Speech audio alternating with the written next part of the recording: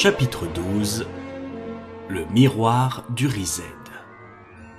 Noël approchait. Un jour de la mi-décembre, Poudlard se réveilla sous une épaisse couche de neige. Le lac avait gelé et les jumeaux Weasley reçurent une punition pour avoir fabriqué des boules de neige magiques qui suivaient Quirrell partout où il allait en visant son turban. Hagrid s'occupait de soigner les quelques hiboux qui arrivaient à traverser l'air glacé pour apporter le courrier frigorifié. Tout le monde attendait les vacances avec impatience. Des feux chauffaient la grande salle et la salle commune de Gryffondor, mais les couloirs étaient parcourus de courants d'air glacé et un vent polaire faisait trembler les fenêtres des salles de classe. Le pire, c'était les cours du professeur Rogue, dans le cachot glacial, où les élèves se serraient contre les chaudrons pour essayer de se protéger du froid. Je plains beaucoup les malheureux qui devront rester à Poudlard pendant les vacances parce que personne n'en veut à la maison, lança un jour Malfoy pendant un cours de potions. Il avait dit cela en regardant Harry. Crabbe et Goyle pouffèrent de rire, mais Harry n'y prêta aucune attention. Malfoy avait été plus désagréable que jamais depuis le match de Quidditch. Dégoûté par la défaite des Serpentards,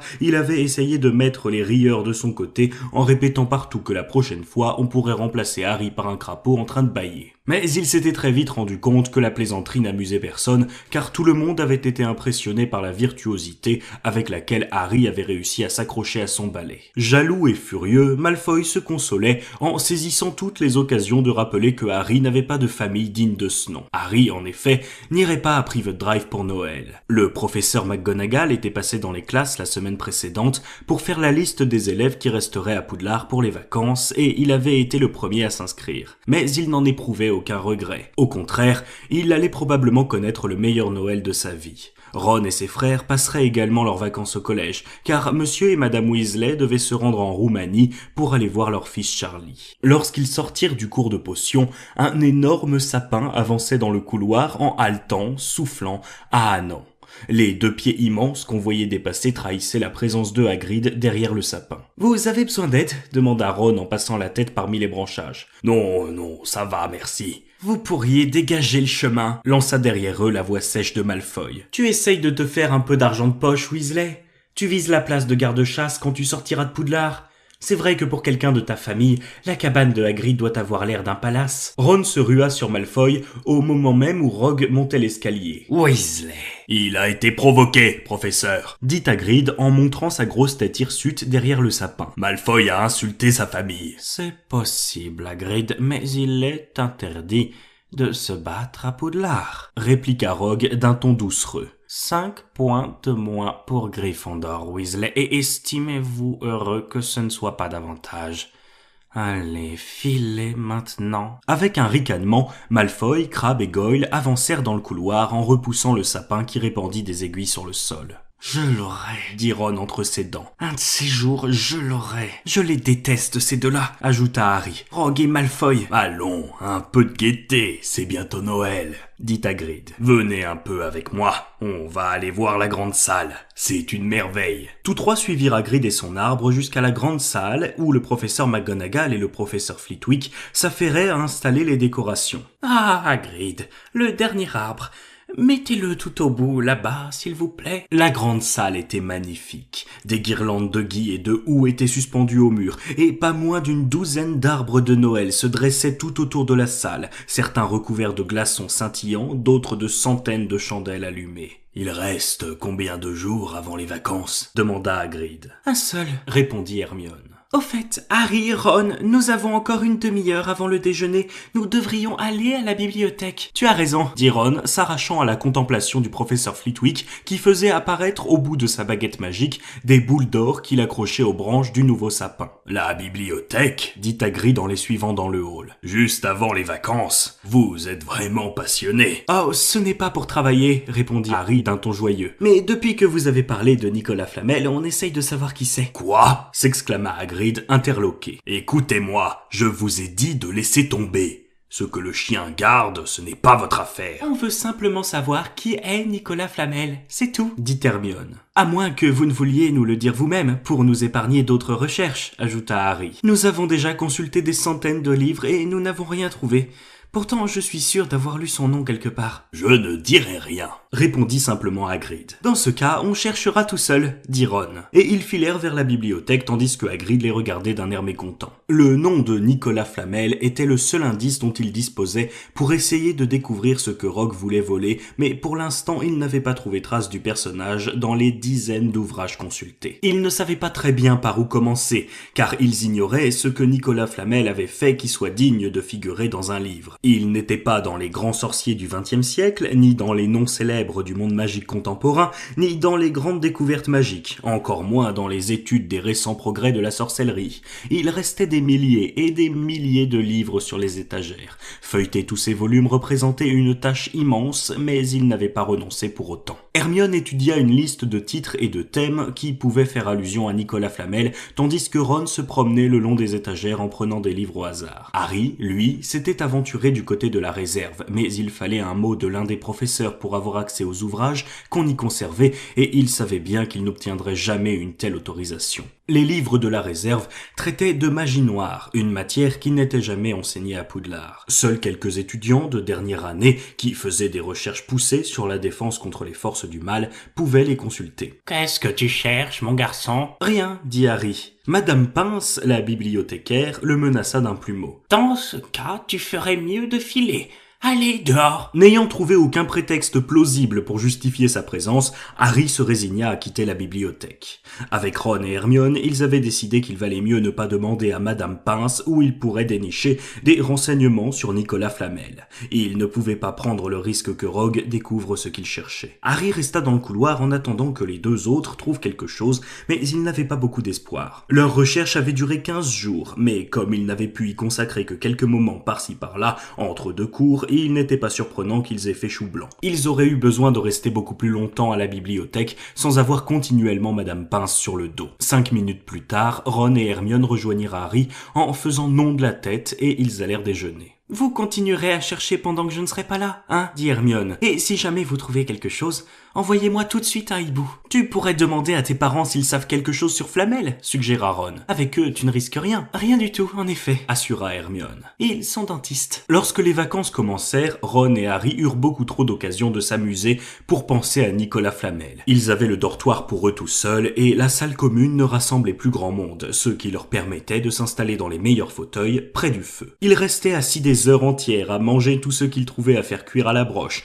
du pain, des pancakes, des marshmallows, tout en échafaudant des stratégies pour faire renvoyer Malfoy de l'école. Leur plan était sans doute irréalisable, mais c'était toujours amusant d'en parler. Ron apprit également à Harry le jeu d'échecs, version sorcier. Les règles étaient les mêmes que chez les Moldus, sauf que les pièces étaient vivantes, ce qui leur donnait l'air d'une armée partant à la bataille. L'échiquier de Ron était vieux et tout abîmé. Comme toutes ses affaires, il avait appartenu à un autre membre de sa famille, son grand-père en l'occurrence.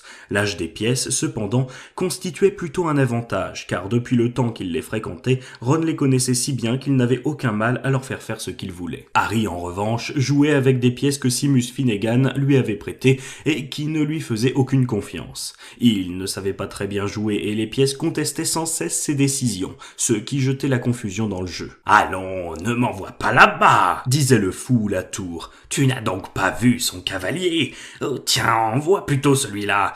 Lui, on peut se permettre de le perdre. » La veille de Noël, Harry se coucha en pensant au lendemain. Ce serait une bonne journée, et il y aurait un réveillon, mais il ne s'attendait pas à recevoir de cadeaux. Lorsqu'il s'éveilla, cependant, il aperçut un petit tas de paquets au pied de son lit. « Joyeux Noël !» dit Ron d'une voix ensommeillée, tandis que Harry s'extrayait du lit et passait sa robe de chambre. « Toi aussi, » dit Harry. « Tu te rends compte ? J'ai des cadeaux !» Harry ouvrit aussitôt le paquet qui se trouvait au sommet de la pile. Il était enveloppé d'un gros papier sur lequel était griffonné « Pour Harry de la part de Hagrid ». À l'intérieur, il y avait une flûte en bois grossièrement taillée. De toute évidence, c'était Hagrid lui-même qui l'avait fabriquée. Harry souffla dedans et elle produisit un son semblable au ululement d'un hibou. Un autre paquet, tout petit, contenait un simple mot. « Nous avons reçu ton message, voici ton cadeau de Noël, de la part de l'oncle Vernon et de la tante Pétunia. » Une pièce de 50 pence était collée au papier à l'aide d'un morceau de ruban adhésif. « C'est gentil de leur part, » dit Harry. Ron était fasciné par la pièce de monnaie. « C'est bizarre, » dit-il. « Quelle drôle de forme !»« C'est vraiment de l'argent. Prends-la, si tu veux, » dit Harry avec un grand rire. « Tiens, qui m'a envoyé ça ?»« Je crois savoir d'où ça vient, » dit Ron en rougissant un peu. « c'est ma mère. Je lui avais dit que tu n'attendais pas de cadeau et... Oh non, elle t'a fait un pull à la mode Weasley. Harry sortit du paquet un épais pullover de laine vert émeraude, grossièrement tricoté, et une grosse boîte de fondant fait maison. Tous les ans, elle nous tricote un pull à chacun, dit Ron en déballant le sien. Et le mien est toujours bordeaux. C'est vraiment gentil à elle, dit Harry en goûtant un fondant qui se révéla délicieux. Le cadeau suivant contenait aussi des friandises, une grosse boîte de choco-grenouille qu'Hermione lui avait envoyée. Il n'y avait plus qu'un seul paquet à ouvrir. Harry déchira le papier et un morceau de tissu très léger d'une teinte argentée glissa sur le sol où il forma un petit tas au reflet luisant. Ron en resta bouche bée. « J'ai entendu parler de ça, dit-il d'une voix sourde. Si c'est ce que je crois, et il n'en existe pas beaucoup, et c'est vraiment précieux. Qu'est-ce que c'est ?» Harry ramassa le morceau de tissu brillant. En le prenant entre ses doigts, il eut l'impression de toucher de l'eau qu'on aurait transformée en étoffe. « C'est une cape d'invisibilité, dit Ron impressionné. J'en suis sûr maintenant. Essaye-la. » Harry jeta la cape sur ses épaules et Ron poussa un cri. « C'est bien ça! Regarde !» Harry regarda ses pieds, mais ils avaient disparu. Il se précipita vers le miroir et ne vit que son visage flotter dans l'air. Son corps, lui, était devenu invisible. Il remonta la cape sur sa tête et son reflet s'effaça complètement. « Il y a un mot !» dit soudain Ron. « Un mot dans le paquet !» Harry enleva la cape et lut ce qui était écrit d'une écriture serrée et arrondie qu'il n'avait jamais vue auparavant. « Ton père m'a laissé ceci avant de mourir. Il est temps que tu en hérites. Fais-en bon usage. Très joyeux Noël. » Il n'y avait pas de signature. Harry garda les yeux fermés sur le morceau de papier pendant que Ron contemplait la cape d'un air admiratif. « Je serais prêt à donner n'importe quoi pour en avoir une, » dit-il. « N'importe quoi !»« Eh ben, qu'est-ce qui t'arrive ?»« Rien, » dit Harry. Il éprouvait une étrange sensation. Qui avait bien pu lui envoyer cette cape ? Avait-elle véritablement appartenu à son père ? Il aurait tellement voulu connaître la réponse à ces questions. Avant qu'il ait eu le temps de dire ou de penser quoi que ce soit d'autre, la porte s'ouvrit à la volée et Fred et George Weasley se précipitèrent à l'intérieur du dortoir. Harry se hâta de cacher la cape. Il n'avait pas très envie de partager son secret avec quiconque d'autre. « Joyeux Noël !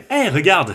Harry aussi a eu un pull Weasley. Fred et George étaient vêtus chacun d'un pullover bleu, dont l'un portait un grand F jaune sur la poitrine et l'autre un G également jaune. « Celui de Harry est plus beau que les nôtres, » dit Fred en examinant le pull qu'il avait reçu. « Apparemment, elle fait davantage d'efforts quand on n'est pas de la famille. Pourquoi n'as-tu pas mis le tien, Ron ?» demanda George. « Vas-y, mets-le, tu verras, c'est très agréable. »« J'ai horreur du Bordeaux, » marmonna Ron en le mettant quand même. « Au moins, il n'y a pas de lettre sur le tien, » fit remarquer George. « Elle doit penser que tu n'oublies pas ton nom. Mais nous non plus, on n'est pas idiots. On sait très bien qu'on s'appelle Grey des Forges. Qu'est-ce que c'est que tout ce bruit ?» Percy Weasley passa la tête par l'entrebâillement de la porte, l'air réprobateur. Lui aussi avait commencé à déballer ses cadeaux, car il avait sur le bras un gros pullover dont Fred s'empara. « P comme préfet ! Mets-le, Percy, nous on les a déjà mis. Même Harry en a reçu un. » « Je ne veux pas le mettre !» protesta Percy, tandis que les jumeaux l'obligeaient à enfiler le pull en faisant à moitié tomber ses lunettes. « Tu n'es pas avec les préfets aujourd'hui, » dit George. « Noël, c'est une fête de famille. » Ils traînèrent alors Percy hors de la pièce, les bras immobilisés par le pull. Jamais Harry n'avait passé un aussi bon réveillon. Dinde rôtie, saucisses grillées, sauces somptueuses, confiture d'érelle et, partout sur les tables, des pochettes surprises avec des pétards qui explosaient en faisant jaillir des cadeaux. Les pétards surprises n'avaient rien à voir avec ceux que les Dursley avaient l'habitude d'acheter. Ils n'étaient pas remplis de petits jouets en plastique et de chapeaux en papier crépon. Celui que Harry partagea avec Fred ne se contenta pas de produire une petite détonation. Il explosa comme un canon en les enveloppant d'un nuage de fumée bleue et il en sortit un chapeau de contre-amiral ainsi que plusieurs souris blanches vivantes. Des bûches de Noël et du pudding suivirent les dindes. Percy faillit se casser une dent en trouvant une mornie en argent dans sa part. Le professeur Dumbledore avait troqué son chapeau pointu de sorcier pour un bonnet à fleurs qu'il avait trouvé dans une pochette surprise et il riait en écoutant Flitwick lui raconter une histoire drôle. Hagrid avait le teint de plus en plus rouge. Il réclama une nouvelle bouteille de vin, puis il embrassa sur la joue le professeur McGonagall qui, à la grande surprise de Harry, gloussa de contentement, les joues soudain écarlates, le chapeau de travers. Lorsque Harry quitta la table, il avait les bras encombrés de cadeaux découverts dans les pétards surprises, notamment des ballons lumineux increvables, un kit pour faire pousser des verrues et un jeu d'échecs version sorcier.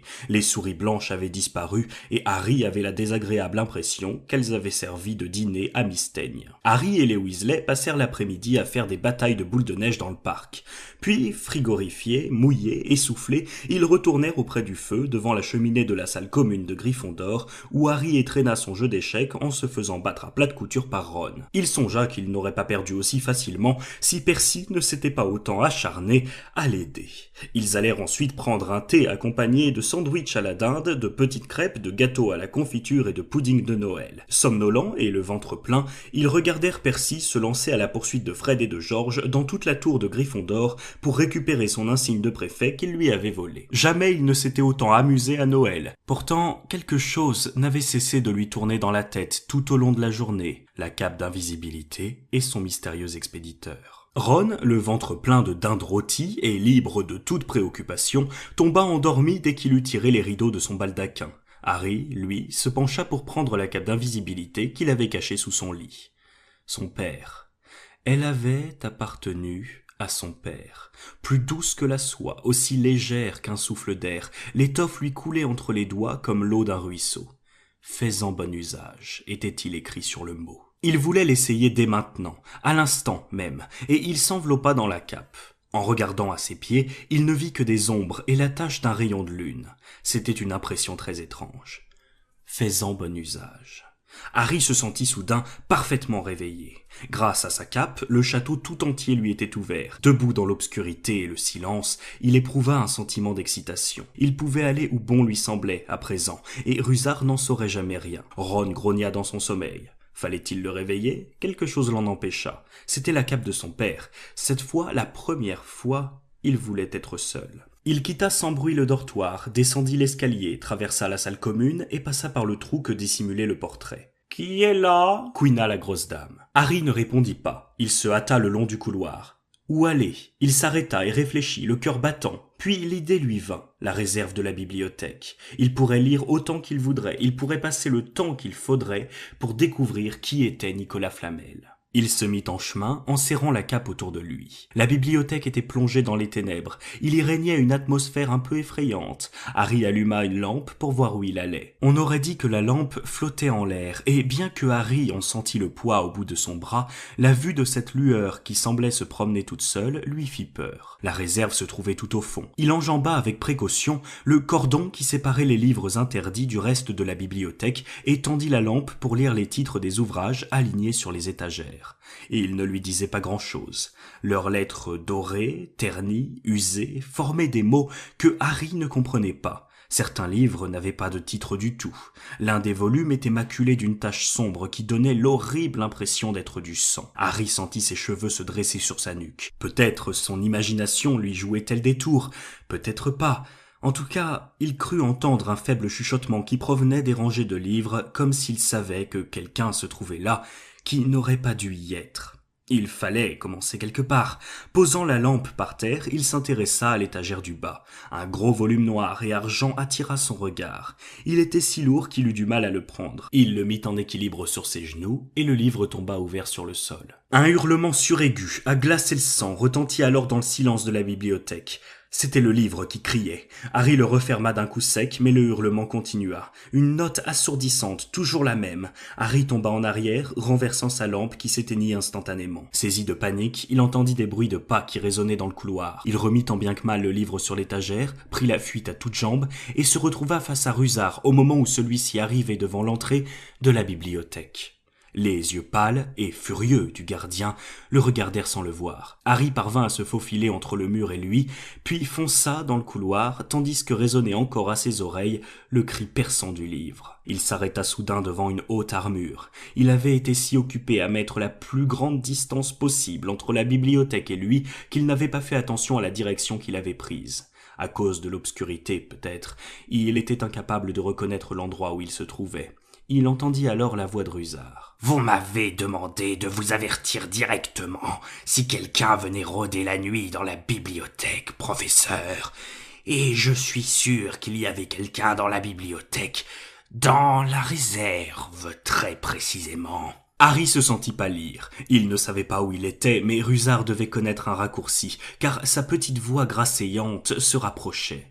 Il entendit alors avec terreur Rogue répondre à Rusard. « La réserve, ils n'ont pas dû aller bien loin, nous allons les rattraper. » Harry resta figé sur place, tandis que Rogue et Rusard s'avançaient dans sa direction. Ils ne pouvaient pas le voir, bien sûr, mais le couloir était étroit et ils allaient inévitablement le heurter au passage. La cape le rendait invisible, mais elle ne supprimait pas pour autant le volume de son corps. Il recula en faisant le moins de bruit possible et vit alors, sur sa gauche, une porte entr'ouverte. Retenant sa respiration, il se glissa par l'entrebâillement en essayant de ne pas faire bouger le panneau et parvint à son grand soulagement à entrer dans la pièce à l'insu de Rogue et de Rusard. Tous deux passèrent devant la porte sans s'arrêter et Harry s'adossa au mur en respirant profondément, écoutant le bruit de leurs pas s'éloigner puis s'évanouir. Il avait eu chaud. Très chaud. Il se passa quelques instants avant qu'il ne jette un coup d'œil autour de lui. La pièce dans laquelle il se trouvait avait l'air d'une salle de classe désaffectée. Il voyait la forme sombre des pupitres et de chaises entassées contre les murs.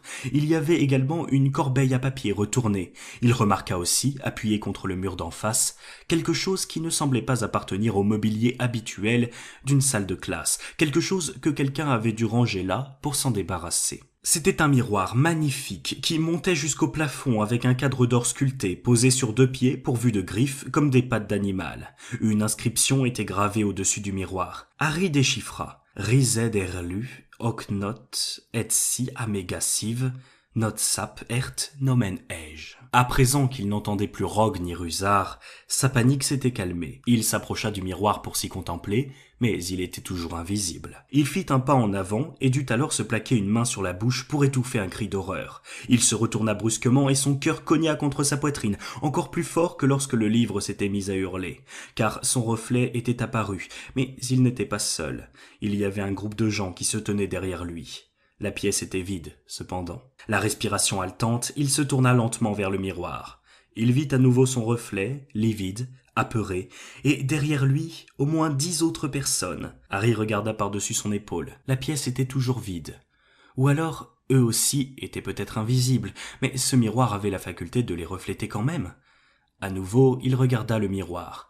Une femme, debout derrière son reflet, lui souriait en faisant des signes de la main. Il tendit le bras derrière lui, mais il ne sentit que le vide. Si cette femme avait été vraiment présente dans la pièce, il aurait pu la toucher, mais il n'y avait rien. Tous ces gens n'existaient que dans le miroir. La femme était très belle. Elle avait des cheveux auburn, et ses yeux sont comme les miens, pensa Harry, en s'approchant un peu plus près de la glace. D'un vert brillant et d'une forme semblable. Il s'aperçut alors que la femme pleurait. Elle souriait et pleurait en même temps. L'homme qui se tenait à côté d'elle était grand, mince, avec des cheveux noirs. Il la tenait par les épaules. Il portait des lunettes et ses cheveux étaient très mal coiffés. Il avait des épis qui dépassaient à l'arrière de son crâne, tout comme Harry. Il était si près du miroir à présent que son nez touchait presque celui de son reflet. « Maman » murmura-t-il. « Papa ?» L'homme et la femme le regardèrent en souriant. Lentement, Harry détailla les autres personnes qui se trouvaient dans le miroir. Il vit d'autres yeux verts comme les siens, d'autres nez qui ressemblaient aux siens, et un petit vieux qui avait les mêmes genoux noueux que lui. Pour la première fois de sa vie, il avait sa famille devant les yeux. Les Potter lui souriaient, ils lui adressaient des signes de la main, et lui les contemplait d'un regard fébrile, les mains plaquées contre le miroir, comme s'il espérait passer au travers et se précipiter vers eux. Quelque chose lui faisait mal à l'intérieur de son corps, un mélange de joie et de tristesse. Il ne se rendait pas compte du temps qui passait. Les reflets dans le miroir ne s'effaçaient pas, et il ne se lassait pas de les regarder encore et encore, jusqu'à ce qu'un bruit lointain le ramène à la réalité. Il ne pouvait pas rester ici, il fallait qu'il retrouve le chemin de son lit. Il arracha son regard du visage de sa mère et murmura « Je reviendrai ». Puis il se hâta de quitter la pièce. « Tu aurais pu me réveiller » dit Ron avec mauvaise humeur. « Tu n'as qu'à venir avec moi ce soir, j'y retourne. Je veux te montrer le miroir. J'aimerais bien voir tes parents. » dit Ron. « Et moi j'aimerais bien voir toute ta famille, tous les Weasley au complet. Tu pourras me montrer tes autres frères. Tu peux les voir quand tu veux, et il te suffira de venir à la maison cet été. D'ailleurs, peut-être que ton miroir ne montre que les morts. C'est dommage que tu n'aies pas réussi à trouver ce Flamel. » Mais Harry avait presque oublié Flamel. Il ne pensait plus qu'à ses parents. Il voulait les revoir la nuit prochaine. Peu lui importait désormais le chien à 3 têtes et ce qu'il gardait. « Ça va ?» s'inquiéta Ron. Tu as l'air bizarre. Ce que Harry craignait le plus, c'était de ne pas être capable de retrouver la pièce où était le miroir. Ron et lui s'étaient enveloppés dans la cape, mais ils ne pouvaient pas se déplacer aussi vite que lorsque Harry était tout seul. Ils essayèrent de refaire le chemin que Harry avait suivi la veille, en fuyant la bibliothèque, et ils errèrent pendant une bonne heure dans les couloirs alentours. « On gèle ici !» dit Ron. « Laissons tomber !»« Non !» chuchota Harry. « Je suis sûr que c'est tout près. » Ils passèrent à côté du fantôme d'une grande sorcière allant en sens inverse, sans voir personne. Ron se plaignait d'avoir les pieds gelés, quand Harry reconnut la haute armure. « C'est là ! Oui, c'est bien ça !» Et ils poussèrent la porte. Harry se débarrassa de la cape et courut vers le miroir. Ils étaient tous là. Son père et sa mère semblèrent rayonner en le voyant à nouveau. « Tu vois ?» murmura Harry. « Non, je ne vois rien du tout. Regarde, ils sont tous là. Je ne vois que toi. Regarde bien, mets-toi à ma place. » Harry fit un pas en arrière et Ron se plaça devant lui. Harry ne voyait plus sa famille à présent, mais Ron sembla soudain fasciné par son propre reflet. « Regarde-moi !» s'exclama-t-il. « Tu vois ta famille autour de toi ? Non, je suis tout seul. Mais j'ai changé. Je suis plus vieux et je suis préfet en chef. Quoi ? Je porte le même insigne qu'avait mon frère Bill et je tiens dans mes mains la coupe de Quidditch. C'est moi le capitaine de l'équipe !» Ron s'arracha à la contemplation de son reflet et regarda Harry d'un air fébrile. « Tu crois que ce miroir montre l'avenir ? C'est impossible. Toute ma famille est morte. Laisse-moi regarder. Tu l'as eu pour toi tout seul la nuit dernière, maintenant c'est mon tour. Toi tu ne fais que tenir la coupe de Quidditch, je ne vois pas ce que ça a de passionnant. C'est quand même plus important de voir mes parents. Arrête de me pousser !» Un bruit soudain en provenance du couloir mit fin à leur discussion. Ils ne s'étaient pas rendu compte qu'ils parlaient si fort. « Vite !» Ron ramena la cape sur eux au moment où les yeux étincelants de Miss Teigne apparaissaient à la porte. Tous deux restèrent parfaitement immobiles en ayant la même pensée. Est-ce que la cape d'invisibilité marchait aussi avec les chats ? Au bout d'un moment, qui leur parut interminable, Miss Teigne s'éloigna enfin. « Méfions-nous, elle est peut-être allée chercher Rusard. Je crois bien qu'elle nous a entendus. Viens !» Et Ron tira Harry hors de la pièce. Le lendemain matin, la neige n'avait toujours pas fondu. « On fait une partie d'échecs ?» proposa Ron. « Non », répondit Harry. « Je sais à quoi tu penses, le miroir, c'est ça ? N'y retourne pas cette nuit. » « Pourquoi ? C'est trop risqué. Rogue, Rusard et Miss Teigne n'arrêtent pas de se promener dans les couloirs. Même s'ils ne te voient pas, vous risquez de vous heurter ou alors tu finiras par faire tomber quelque chose et ils s'apercevront de ta présence. On dirait Hermione, » fit observer Harry. En fait, il n'avait plus qu'une idée en tête, retourner devant le miroir, et ce n'était certainement pas Ron qui allait l'en empêcher. La troisième nuit, il retrouva le chemin plus facilement et ne fit pas de mauvaises rencontres malgré son pas rapide et bruyant. À nouveau, il vit son père et sa mère qui lui souriaient et un de ses grands-pères qui hochait la tête avec une expression de bonheur. Harry s'assit par terre, devant le miroir. Rien ne l'empêchait de rester ici toute la nuit, à contempler sa famille. Rien, sauf, peut-être... « Alors, tu es encore là, Harry ?» Harry sentit son sang se glacer. Il regarda derrière lui, assis sur un bureau près du mur, et il reconnut Albus Dumbledore. Je ne vous avais pas vu, monsieur, » balbutia Harry. « On dirait que l'invisibilité te rend myope, » dit Dumbledore, et Harry fut soulagé de voir qu'il souriait. Albus Dumbledore vint s'asseoir par terre à côté de lui. « Comme des centaines de personnes avant toi, tu as découvert le bonheur de contempler le miroir du Rised. »« Je ne savais pas qu'on l'appelait comme ça, » dit Harry. « Mais j'imagine que tu as compris ce qu'il fait. » Il me montre ma famille. Et il montre ton ami Ron avec la coupe de Quidditch dans les mains. Comment savez-vous ? Moi, je n'ai pas besoin de cape pour devenir invisible, dit Dumbledore d'une voix douce. Et maintenant, tu comprends ce que nous montre le miroir du Rised ? Harry fit non de la tête. Je vais t'expliquer. Pour l'homme le plus heureux de la Terre, le miroir du Rised ne serait qu'un miroir ordinaire, il n'y verrait que son reflet. Est-ce que cela t'aide à comprendre ? Harry réfléchit, puis il dit lentement. Il nous montre ce que nous voulons voir. Oui et non, répondit Dumbledore. Il nous montre rien d'autre que le désir le plus profond, le plus cher que nous ayons au fond de notre cœur. Toi qui n'as jamais connu ta famille, tu l'as vu soudain devant toi. Ronald Weasley, qui a toujours vécu dans l'ombre de ses frères, s'est vu enfin tout seul, couvert de gloire et d'honneur. Mais ce miroir ne peut nous apporter ni la connaissance, ni la vérité. Des hommes ont dépéri ou sont devenus fous en contemplant ce qu'ils y voyaient, car ils ne savaient pas si ce que le miroir leur montrait était réel ou même possible. Demain, le miroir sera déménagé ailleurs, et je te demande de ne pas essayer de le retrouver. Mais si jamais il t'arrive encore de tomber dessus, tu seras averti désormais. Ça ne fait pas grand bien de s'installer dans les rêves, en oubliant de vivre. Souviens-toi de ça. Et maintenant, remets donc cette cape merveilleuse et retourne te coucher. Harry se releva. « Monsieur, dit-il, est-ce que je peux vous demander quelque chose ?»« C'est ce que tu viens de faire, mais tu peux recommencer, si tu veux. »« Et vous, qu'est-ce que vous voyez quand vous regardez le miroir ?»« Moi, je me vois avec une bonne paire de chaussettes de laine à la main. » Harry ouvrit des yeux ébahis. « On manque toujours de chaussettes. Noël vient de passer et je n'en ai même pas eu une seule paire. Les gens s'obstinent à m'offrir des livres. » Lorsqu'il eut rejoint son lit, Harry se demanda si Dumbledore lui avait bien répondu la vérité. Mais après tout, c'était peut-être une question un peu trop personnelle.